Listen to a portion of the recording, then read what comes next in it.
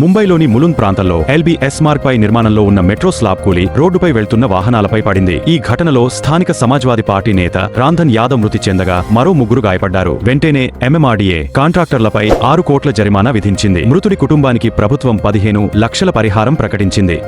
తెలంగాణ జాతీయ రహదారి NH-167 ను 4 వరుసల రోడ్డుగా విస్తరించేందుకు కేంద్ర కేబినెట్ ఆమోదం తెలిపింది. గుడబెల్లూరు నుంచి మహబూబ్ నగర్ వరకు 80 కిలోమీటర్ల పొడవున రహదారి పనులు చేపట్టనున్నారు. ఈ ప్రాజెక్ట్ పూర్తయితే ప్రయాణ సమయం దాదాపు 50% తగ్గనుందని ప్రధాని మోదీ వెల్లడించారు.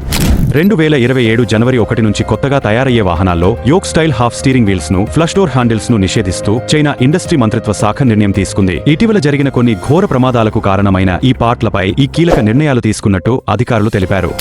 న్యూఢిల్లీలో ఫిబ్రవరి 16 నుంచి 20, 2026 వరకు 5 రోజుల పాటు ఇండియా AI ఇంపాక్ట్ సమిట్ 2026 జరగనుంది. ఫిబ్రవరి 19న ప్రధాని నరేంద్ర మోదీ సమిట్ ను ప్రారంభించి CEO రౌండ్ టేబుల్ కు నాయకత్వం వహించనున్నారు. ఫ్రాన్స్ అధ్యక్షుడు ఎమ్మాన్యుయల్ మాక్రాన్, సామ్ ఆల్ట్మన్ వంటి ప్రపంచ నేతలు, టెక్ దిగ్గజులు ఈ సదస్సులో పాల్గొంటున్నారు.